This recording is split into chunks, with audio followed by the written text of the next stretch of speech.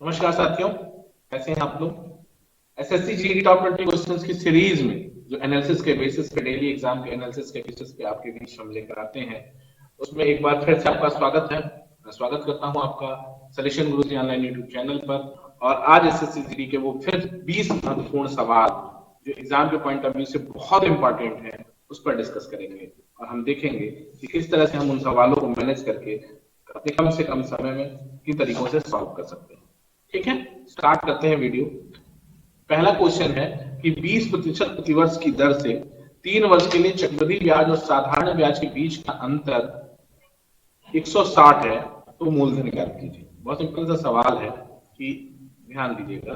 Simple सा सवाल ये है कि 20% प्रतिवर्ष की दर से 3 वर्ष के लिए चक्रवृद्धि ब्याज और साधारण ब्याज के बीच का अंतर जो है वो 160 ये 160 रुपए है, तो मूलधन कितना है। बहुत आसानी से आप लगा सकते हैं। 20% का मतलब होता है 1/5, और 3 साल का मामला है तो इसका क्यूब कर देंगे तो 5 का क्यूब हो जाता है 125। यही आपका मूलधन है, यही आपका मूलधन है। अब आप ध्यान से समझिएगा कि 125 मूलधन हो गया, इसका 20% क्या होगा। 3 साल का मामला है तो 1/5 25, फिर 1/5 25, 5, और फिर 5 का 1/5। कह रहा है कि मूल साधारण साधारण ब्याज और चक्रवृद्धि ब्याज का अंतर 160 है। तो गुणा कैसे करते हैं, 3 3 1 से। तो यहाँ पे अगर सीआई और एसआई का डिफरेंस लेना है तो ये 0 कर लेते हैं, यहाँ 3 और यहाँ 1 से गुणा कर लेंगे। क्योंकि गुणा क्या करते हैं, चक्रवृद्धि ब्याज निकालना तो 3 3 1 से गुणा करते हैं। चक्रवृद्धि ब्याज और साधारण ब्याज का अंतर चाहिए तो ये 0 हो जाता है टर्म्स। तो ये क्या हो गया, 15 प्लस 1 16 बराबर 160, तो 1 बराबर 10। अब क्या पूछ रहा है आपसे, मूलधन। तो मूलधन कितना है, 125। मूलधन 125 है, 125 बराबर 1250। सबसे इजी मोड है, सबसे इजी मोड है इस क्वेश्चन को डील करने का। ठीक है, शायद ये तरीका आपको नया लग रहा हो। इसको हम आपसे चैप्टर वाइज कंटेंट डिस्कस करेंगे तो हम बहुत आराम से करेंगे। आपको हम बता देते हैं। ये तरीका ये है कि जैसे अगर आपको 3 साल का साधारण चक्रवृद्धि ब्याज निकालना है, 2 साल का निकालना है तो 2 1 से, 3 साल का निकालना है तो 3 3 1 से, और 4 साल का निकालना है तो 4 6 4 1 से। इसी तरह से निकाल लेते हैं। ठीक है, जब अंतर निकालना हो साधारण ब्याज चक्रवृद्धि ब्याज का तो पहला टर्म 0 कर देते हैं, वो अंतर आ जाता है। क्लियर है इतनी बात, यहां तक कोई दिक्कत नहीं। चक्रवृद्धि ब्याज के सवाल परीक्षा में परेशान कर जाते हैं कभी कभी, तो आपको ये ट्रिक जानना बहुत जरूरी है। 26 जनवरी से हम चैप्टर वाइज कंटेंट लेके आ रहे हैं आपके लिए। चैप्टर वाइज कंटेंट में एक भी डाउट आपको किसी चैप्टर से मैं छोड़ने वाला नहीं। आप भी तैयार रहिए एक अलग तरह का मैथमेटिक्स, एक अलग तरह की ट्रिक्स पढ़ने के लिए। नेक्स्ट क्वेश्चन देखते हैं। एक व्यापारी 2 रेफ्रिजरेटर में से प्रत्येक को समान विक्रय मूल्य पर बेचता है, दोनों का एसपी सेम है। यदि उसे पहले रेफ्रिजरेटर पर 20% लाभ और दूसरे पर 20% हानि होती है तो उसे कुल सौदे में कितने प्रतिशत लाभ या हानि होगी। बस सिंपल 4% का लॉस हो, कुछ करना ही नहीं सवाल। जब ऐसा सवाल मिले, आपको मैंने बताया है फॉर्मूला क्या है, लाभ हानि X plus Y plus X Y by 100। तो देख लो क्या करना है, X plus Y, X plus Y plus X Y by 100। पहले पे उसको क्या है, 20% का प्रॉफिट है तो प्लस, दूसरे पे 20% का लॉस है तो minus, plus 20 into minus 20 by 100, और ये कट जाएगा तो कितना मिलेगा, -4%। ये माइनस बताता है क्या, 4% का लॉस है, 4% की हानि। कोई दिक्कत नहीं, कोई तकलीफ की बात नहीं, क्लियर है ना। अगला ध्यान दीजिएगा, लंबाई 80 मीटर और चौड़ाई 56 मीटर वाले आयताकार आयत के अंतर्गत सबसे बड़े वृत्त का क्षेत्रफल क्या। वृत्त का क्षेत्रफल पूछ रहा है भैया, कुछ नहीं करेंगे। पहले तो हम ये देख लें कि 4 1 5, सॉरी ये 4 1 5 2 2 4 नहीं, 6 2 8 4 2 8 कंसिडरेबल, 5 3 8 4 2। आंसर देखो 24 64 होगा, ये मैं आपको पहले बता दे रहा हूं। कैसे होगा ये बाद में डिस्कस करेंगे, अभी क्वेश्चन सॉल्व कर लेते हैं आपके लिए। ठीक है, देखो कैसे होगा। सॉल्व कर लो। 24 64 आंसर होगा, ये कंफर्म कर गए हम। क्या हो गए हम? 24 64 आंसर होगा, ये कंफर्म हो गए। अब ये क्या कह रहा है, इसके हिसाब से क्वेश्चन सॉल्व कर लेते हैं। ठीक है, क्वेश्चन सॉल्व कर लेते हैं। कि सपोज करिए ये आयत है, क्या कह रहे हैं, ये एक आयत है कितने का, 80 बाई 56 का, ये 80 है और ये 56। ये वृत्त बना देंगे हम इसके अंदर, ये आपका वृत्त हो गया, ये आपका वृत्त है। यही बन सकता है भाई, कितना बड़ा वृत्त बनेगा, भुज 80 के सापेक्ष, 80 वाली भुजा के सापेक्ष तो वृत्त बन नहीं सकता, क्योंकि फिर ये 80 वाली भुजा के सापेक्ष बनाओगे तो ये 56 डिस्टर्ब करेगा। तो ये 56 इसका क्या हो गया, 56 इसका डायमीटर हो गया, तो रेडियस कितना हो गया, 28। क्षेत्रफल पूछ रहा है, तो क्षेत्रफल होता है 22/7 पाई आर स्क्वायर, यानी 28 गुणित 28। कोई दिक्कत है? 7 चौके 28, और अब आप देख लेंगे तो 22 गुणित 4 अट्ठे 32 की 2 हासिल 3 और 4 दूनी 8 3 11, 112 का डबल करेंगे तो 224 की 4 222 हासिल लगा, फिर करेंगे तो 124 और 22, तो कितना हो जाएगा, 6 4 1, 6 4, ठीक है। एक मिनट, 112 में 22 का गुणा करना है, तो 2 दूनी 4 2 2, फिर 4 2 2, ठीक है। कितना हो जाएगा भाई, ये हो जाएगा 24 64, 24 64 हो गया। देख लो 4 6 4 2।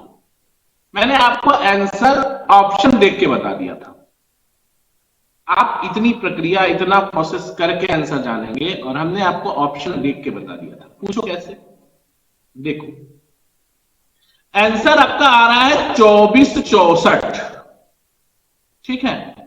क्यों आ रहा है मालूम है, ये जो आंसर 24 64 आ रहा है वो 22/7 से गुणा होकर आ रहा है, यानी ऊपर 22 से गुणा होकर आ रहा है, यानी आंसर जो भी होगा वो 11 से विभाज्य होगा।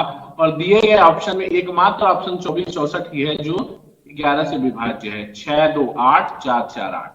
समस्थान के अंकों के योग और विषम स्थान के अंकों के योग का अंतर अगर 0 या 11 से विभाज्य कोई संख्या है तो पूरी संख्या 11 से विभाज्य हो जाएगी। किसी संख्या के समस्थान के अंकों पीछे डिस्कस किया है, समस्थान के अंकों और विषम स्थान के अंकों के योग का अंतर 0 या 11 से विभाज्य की संख्या है तो पूरी संख्या 11 से विभाज्य है। और आपके 4 ऑप्शन में 24 64 की एकमात्र ऑप्शन था जो 11 से विभाज्य था, इसलिए मैं श्योर था कि 24 64 ही ऑप्शन, ठीक है। अब इतना सवाल करने में आपको क्या लगेगा, टाइम किलो का 1 मिनट लगेगा, 40 सेकंड 45 सेकंड 50 सेकंड लगेगा, वो आप सेव कर लोगे, ठीक है। अगला सवाल है, एक कार पहले 50 किमी की दूरी, एक कार पहले 50 किमी की दूरी 20 किमी प्रति घंटा की चाल से, अगले 50 किमी की दूरी 30 किमी प्रति घंटा की चाल से तथा अंतिम 50 किमी की दूरी 60 किमी प्रति घंटा की गति से तय करता है, तो पूरी यात्रा के दौरान कार की औसत चाल बराबर होता है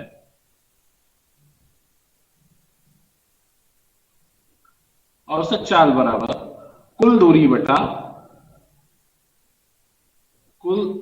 बटे कुल समय। अब कुल दूरी क्या हो गई, 50 + 20 + 50, ये कुल दूरी। और कुल समय 50 किमी अगर 20 की स्पीड से जा रहा है तो कितना समय लगेगा, 2.5 घंटा, 2.5 घंटे, प्लस अगली 50 किमी 30 किमी प्रति घंटा की चाल से तो कितना हो गया, 5/3। इसको 2.5 को ऐसे लिख लो, 2.5 को लिख लेते हैं हम, समय निकाल लेते हैं। समय कितना हो जाएगा, समय 5/2 प्लस 5/3 प्लस 5/6, ठीक है। अब आप देख लो 6 एलसीएम हो गया, 3 5 15, 2 10 और प्लस 5, 15 10 25 और 25 5 30, 30/6, यानी कुल 5 घंटे का समय लगा। अच्छा, दूरी कितनी हो गई, 120/5, यानी औसत चाल हो गया आपका 50 50, सॉरी कुल 50 ही है, 50 150, सॉरी ये दूरी 50 है, ये 150/5 यानी 30 किमी प्रति घंटा। ये इसकी चाल आ गई। औसत चाल में कुल दूरी निकाल लो। देखो ध्यान दो, कुल दूरी कितनी है, ये दूरी भी 50 किमी, ये दूरी भी 50 किमी, ये दूरी भी 50 किमी, तो 150 किलोमीटर दूरी हो गई। समय पहला 5/2 घंटा, दूसरा 5/3 घंटा और तीसरा 5/6 घंटा, यानी कुल 5 घंटा बटा 5 बराबर 3 × 5 = 15, 30 किमी प्रति घंटा। Answer done. कर लोगे, कोई दिक्कत नहीं ना, आराम से कर लेंगे। इसी पैटर्न के क्वेश्चंस आपसे पूछे जा रहे हैं एग्जाम में, आपको इनको रिवीजन करके जाने की जरूरत है। बहुत कुछ भी परेशान होने लायक नहीं है इस एग्जाम में जिसको लेके आप बहुत परेशान हो, ठीक है। ध्यान दीजिएगा। अगला क्वेश्चन कह रहा है आपसे कि यदि ए का 18 से 2/7% बराबर बी का 43 सही 5/11%, तो आपसे वैल्यू पूछ रहा है इसकी 2a + 6b/17a। इसका आंसर आप निकाल लीजिए। कैसे निकाल पाएंगे आपको मैं बता रहा हूं, इसको आप कैसे सेट कर पाएंगे। a/b आप निकाल लेंगे तो आपका काम हो जाएगा। कह रहा है कि देख लीजिए, a का 18 सही 2/11, 11 18 कितना हो गया, 18 का 18 1 और 18 का 18 1 19, यानी 200/11, 200/11 और उसके बटे 1100 हो जाएगा बराबर b गुणित 45 11 और गुणित 5, तो 45 बटे तो 1100 हो जाएगा, ये डन बात है। 1100 हो जाएगा, ये कंफर्म है।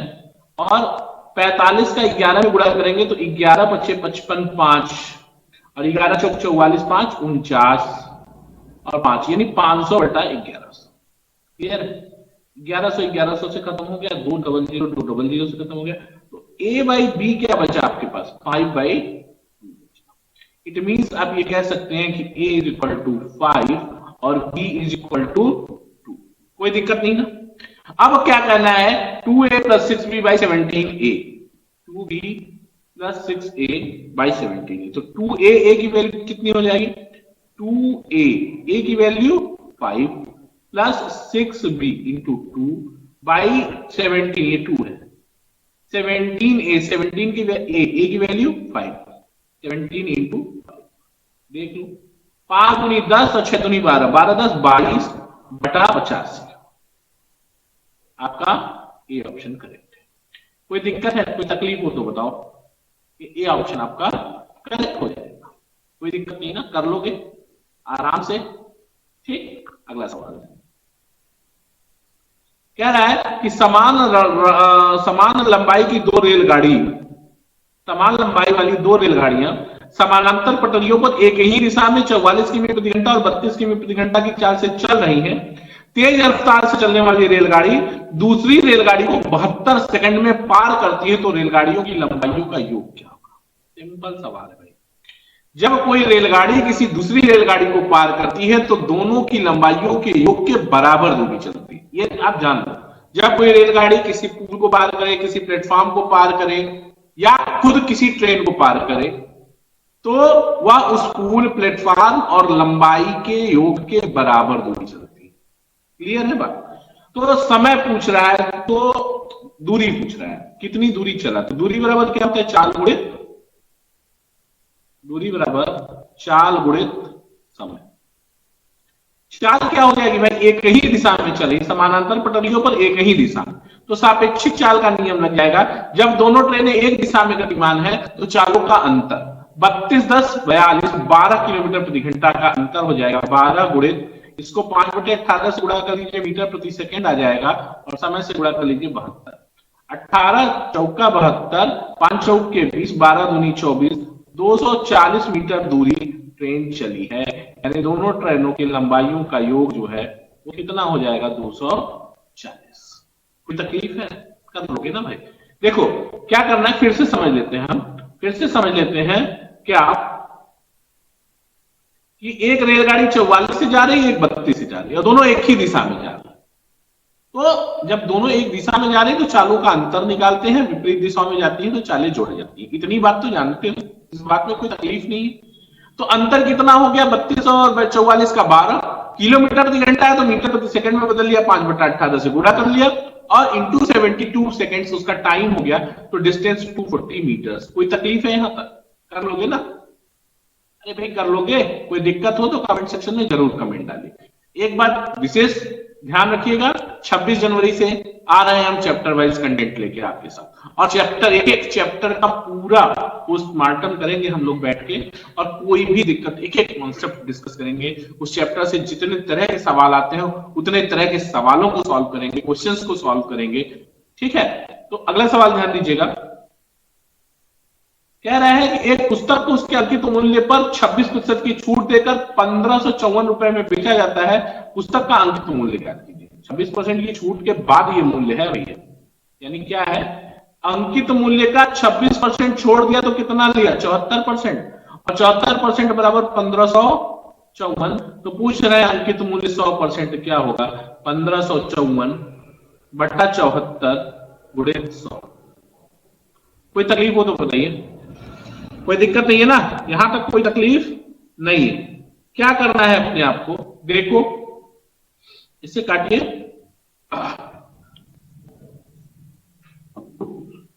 2 बार से काटिए, 37 बार कट जाएगा।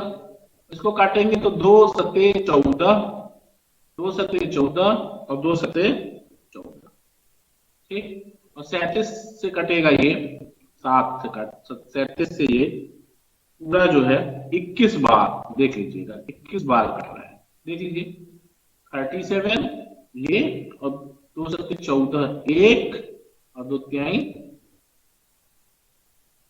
सॉरी 2 सत्ते 14 1, 2 तिहाई 6 1 7, आ गया 777। ठीक है, तो ये कुल कितना आ गया, उसका अंकित मूल्य कितना था, 2100 रुपए। कर लोगे? कोई दिक्कत हो तो बताओ।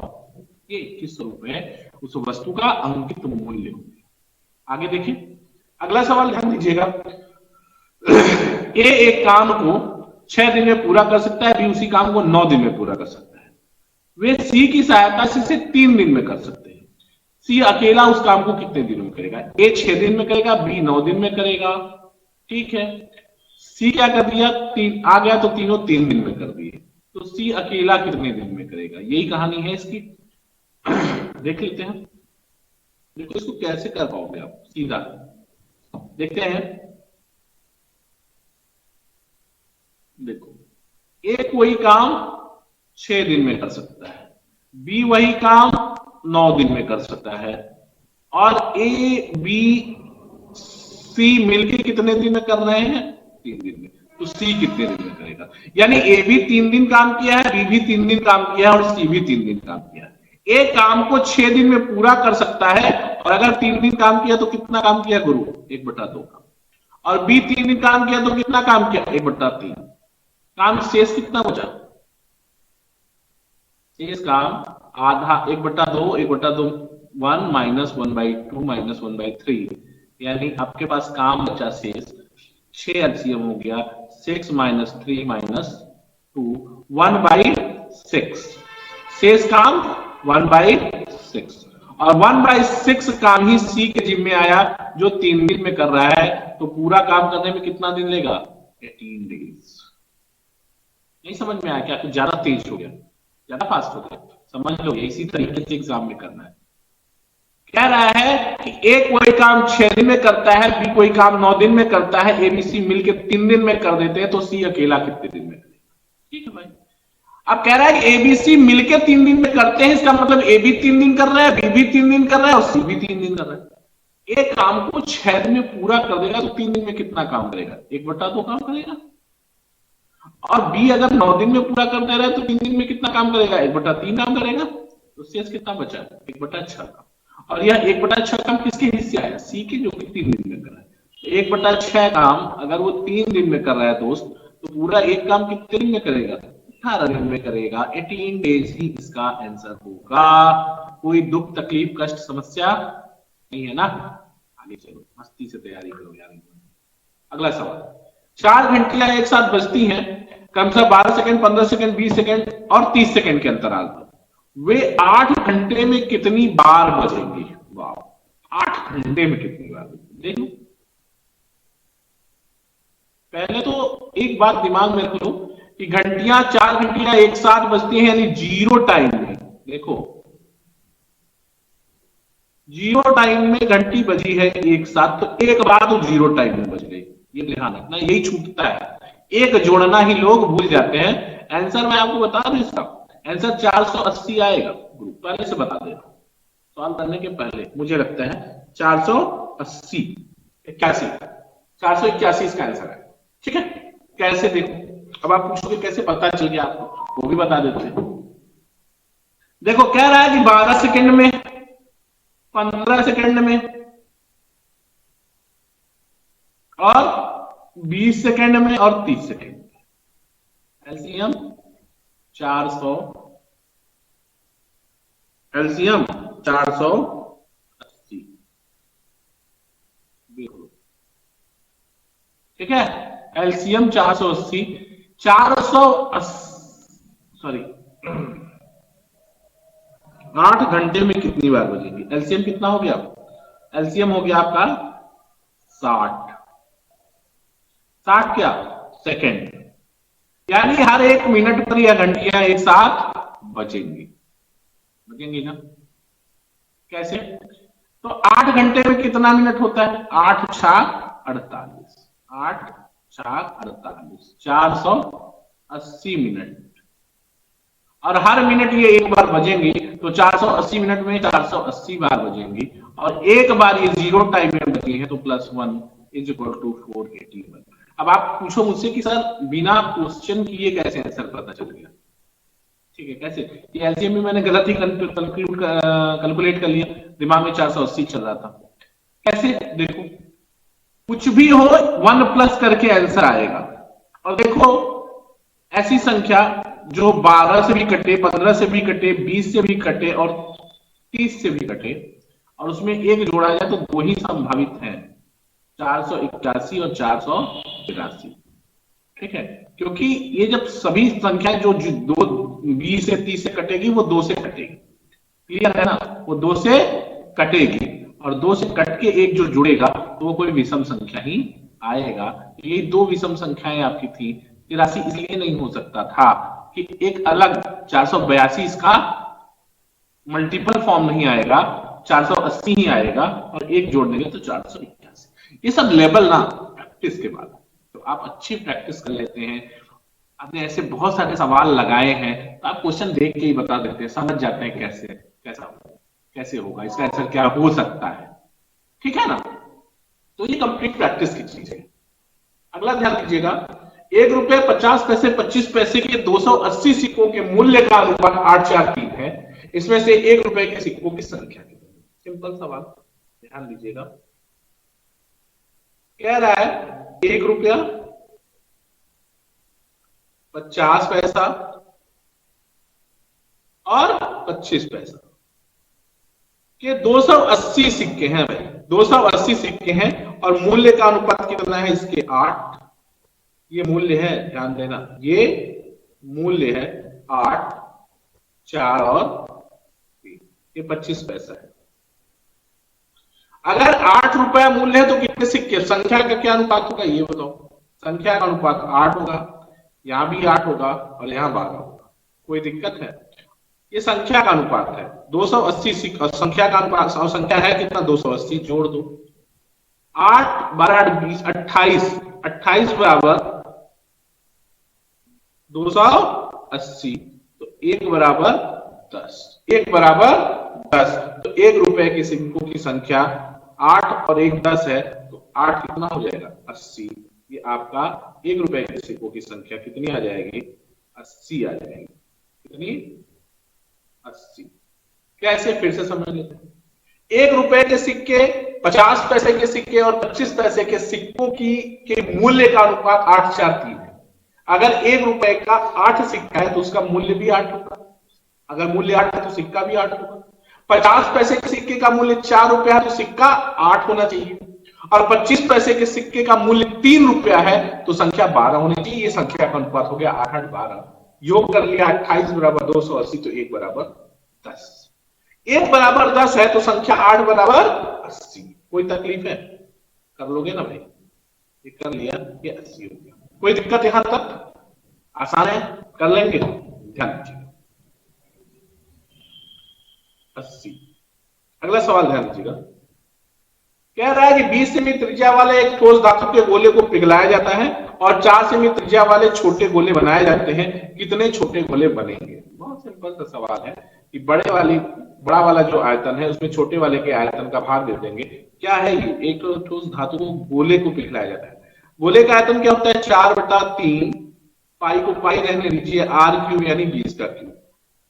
ये बड़ा गोला का आयतन है, इसमें छोटा गोला बनाना है और जो छोटा गोला बनाना है वो 4/3 पाई और कितना है? 4 का क्यूब है। कोई तकलीफ है? 4/3 पाई, 4/3 पाई खत्म हो गया। 20 इंटू 20 इंटू 20, सॉरी 20, हाँ 20 into 20 into 20 by 4 into 4 into 4 cut जाएगा तो 5 इंटू 5 इंटू 5 यानी कितना हो गया? 125 गोले बनेंगे। नहीं समझ पाए?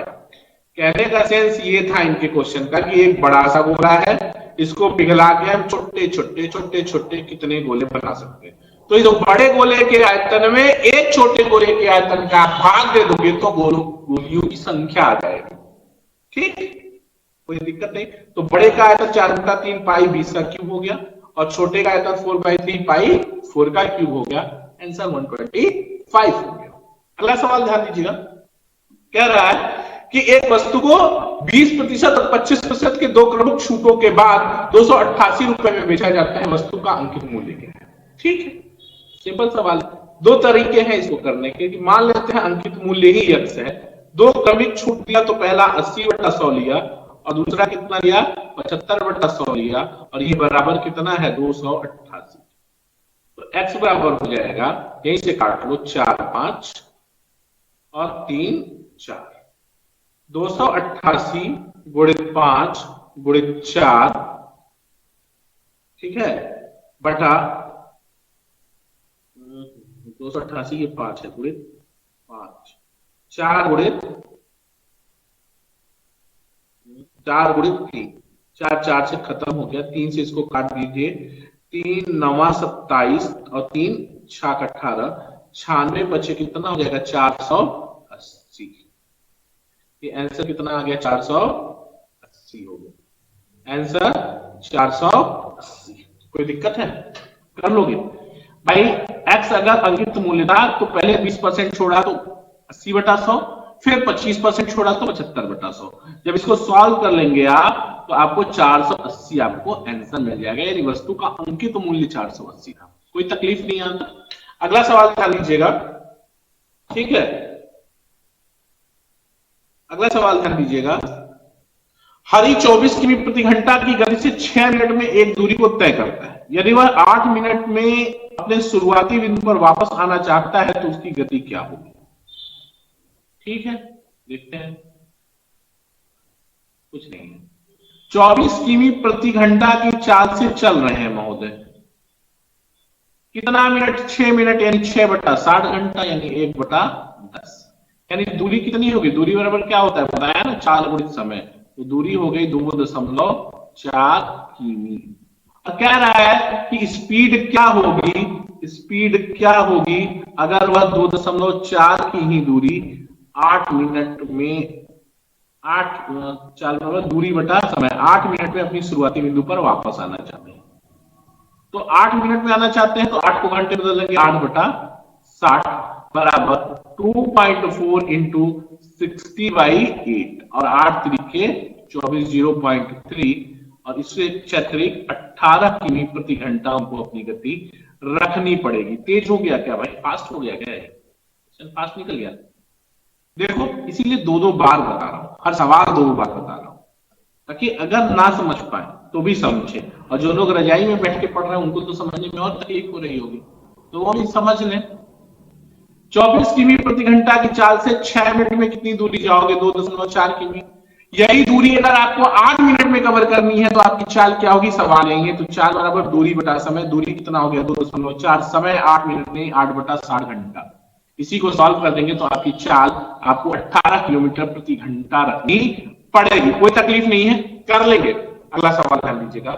दो नल ए और बी किसी टंकी को 6 मिनट 6 तथा 8 घंटों में भर सकते हैं। यदि दोनों नल एक साथ खोले जाते हैं तो नल बी को कितने समय बाद बंद कर देना चाहिए कि टंकी 4 घंटों में भर जाए? आसान सवाल। ए कितने देर में भर सकता है भैया? 6 में भर देंगे। और बी कितने में भर सकता है? 8। एलसीएम 24। इसका 1 घंटा का काम 3 और इसका 1 घंटा का काम 2। दोनों नल एक साथ खोले जाते हैं तो नल बी को कितने समय बाद बंद कर देना चाहिए ताकि टंकी 4 घंटे में भर जाए? किस नल को बंद करना है? बी को। और 4 घंटे में भर लेना है, यानी ए 4 घंटा चलेगा, यानी 12 भरेगा। शेष कितना बचेगा? 24 माइनस 12 बचा 12। ये किसको भरना है? ये किसको भरना है? 4 घंटे में टंकी भर जाए। एक नहीं, दोनों ए और बी को क्रमशः 4 घंटे और 8 घंटे भरे, दोनों एक साथ खोल दिए जाए तो नल बी को कितने समय बाद बंद करना चाहिए ताकि टंकी 4 घंटे? ये तो संभव ही नहीं है सवाल भाई। ए 6 घंटा में भरेगा, बी 8 घंटा में, ठीक है, तो 6 8 24। अच्छा ठीक है, 4 घंटा काम किया है तो ए ने 4 घंटा काम किया तो 12 काम कर दिया, और यहां से 8 तरीके 24 से 6 3, ठीक है, 14 देखते हैं।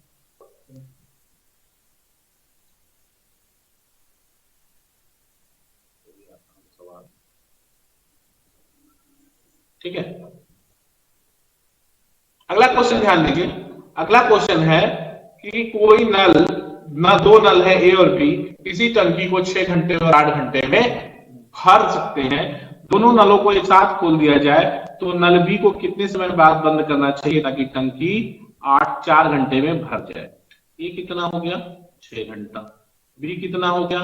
8 घंटा। एलसीएम 6 और 8 का एलसीएम हो गया 24। 6 चौके 24 और 8 तरीके 24। 4 घंटा बाद नल बी बंद कर देना है, यानी ए को 4 घंटा चलाना है, तो 4 चौके 16, यानी शेष कितना काम बचा? शेष काम बचा 8। और ये 8 काम कौन करेगा? बी। जितने देर बाद कर देगा उतने देर बाद भर देंगे। 8/3 घंटा हो गया। 8/3 घंटे का मतलब हो गया 2 घंटा पूरा पूरा, कहीं 2/3 घंटा। हाँ, 2/3 घंटे का मतलब कितना हो गया? 2 घंटा 40 मिनट।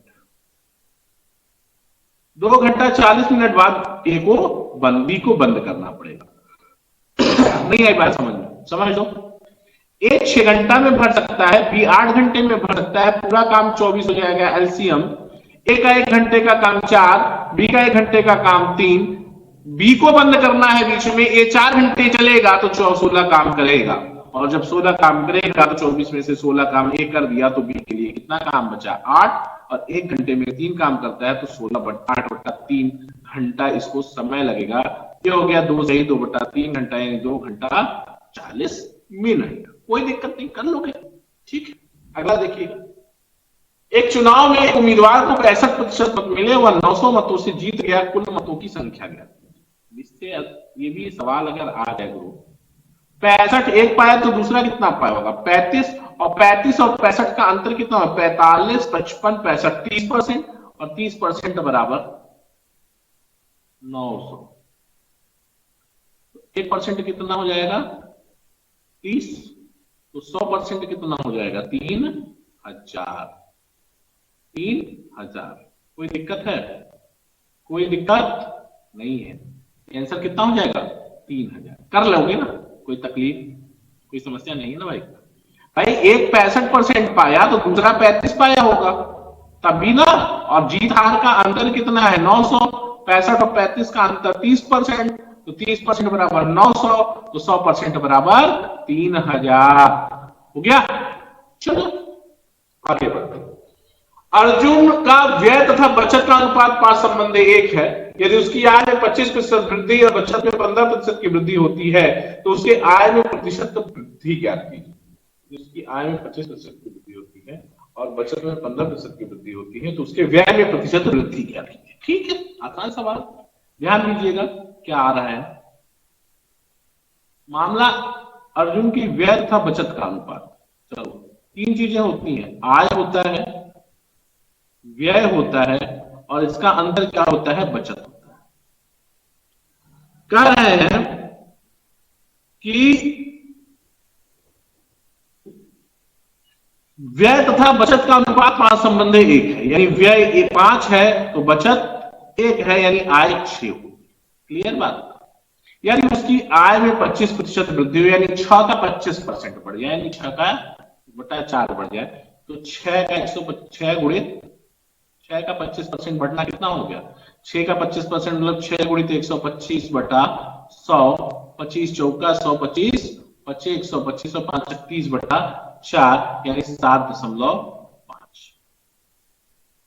25% की वृद्धि हो जाए आय में तथा बचत में 15% वृद्धि हो जाए। बचत 1 थी, इसमें अगर 15% की वृद्धि हो जाए तो 1 गुणित 115 बटा 100, यानी ये बचत कितनी हो जाएगी, 1.15। तो उसके व्यय में कितने प्रतिशत वृद्धि हुई। अब एक बात देखो, 7.5 रुपए कमा रहा है, 1.15 खर्च बचत कर रहा है, तो खर्च क्या कर रहा है, 7.50 और 1.15, ये कितना हो गया, 5, 4 में से गया 3, और ये पहले से दिया हुआ है, नहीं दिया नहीं, ठीक 35, और 7 में से गया 6, कितना हो गया 6.35। प्रतिशत वृद्धि पूछा है तो बढ़ा कितना भैया, 1.35 बढ़ा, पहले 5 था गुणित 100, 5 20 100, और इसको गुणा कर देंगे तो 27%, कितना आ गया 27%। समझ पाए कि नहीं ये बताओ, नहीं समझ पाए ना, ठीक है कोई बात नहीं। देखो, अर्जुन का व्यय तथा बचत का अनुपात 5:1 है, यानी अगर वो 5 व्यय करता है 1 बचत करता है, दोस्तों कमाता कितना है 6। आय में 25% की वृद्धि हो गई, कितनी वृद्धि 25% की, तो 25% 1/4, 6 का 1/4 1.5, यानी प्लस हो गया 1.5, यानी 7.5 हो गया। कह रहा है बचत में 15% की वृद्धि हो गई, 1 बचत करता था तो 15% की वृद्धि हो गई, यानी 0.15 बढ़ गया, तो 1.15 वृद्धि बचत होने लगी। तो भैया कमाता है 7.5, बचत करता है 1.75, तो खर्च कितना करेगा 6.35, 6.35।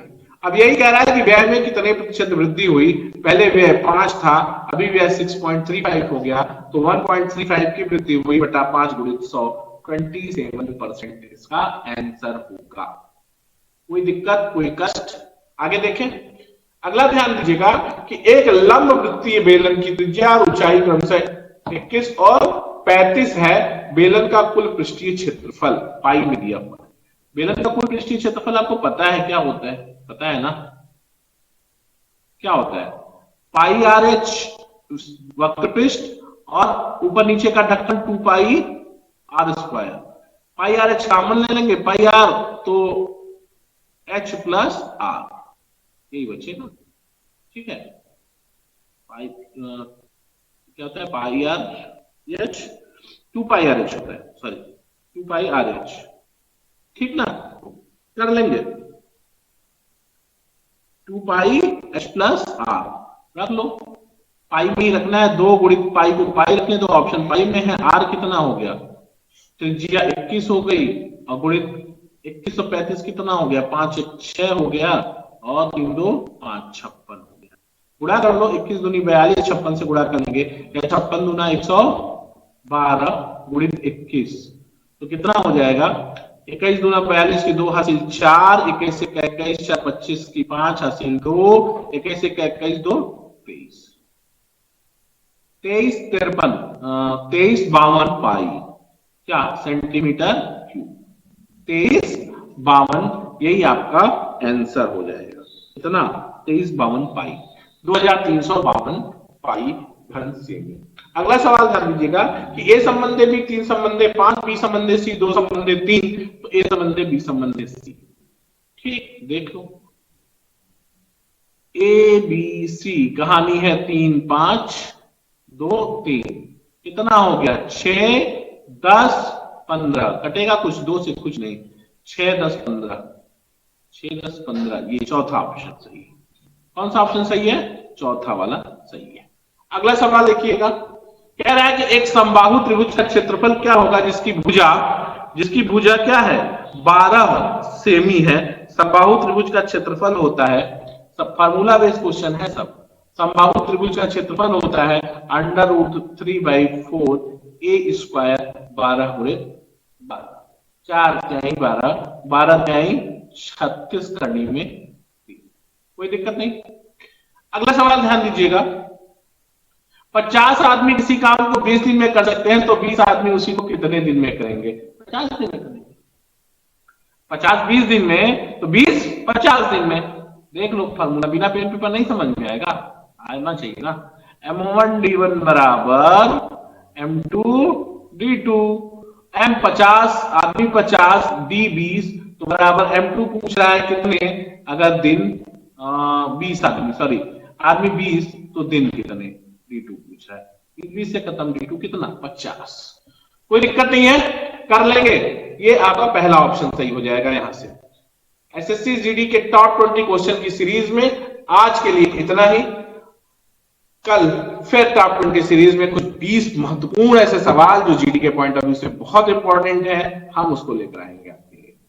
आपको एक बात ध्यान में रखना है कि 26 तारीख से हम आ रहे हैं चैप्टर वाइज कंटेंट लेके। परसेंटेज से स्टार्ट करेंगे, percentage, profit loss, simple interest और कंपाउंड इंटरेस्ट। ये 4 चैप्टर फिलहाल शेड्यूल में है और इस चैप्टर्स के साथ हम शुरुआत करेंगे। आपको मैथमेटिक्स के एक एक क्वांट के एक एक चैप्टर का सारा कॉन्सेप्ट, जितने तरह के सवाल आते हैं उन सभी सवालों से परिचित कराएंगे और आपको एक बेहतर और बेसिक कॉन्सेप्ट के साथ एक अच्छा कंटेंट प्रोवाइड करने का प्रयास करेंगे। तब तक के लिए धन्यवाद। जय हिंद, जय भारत।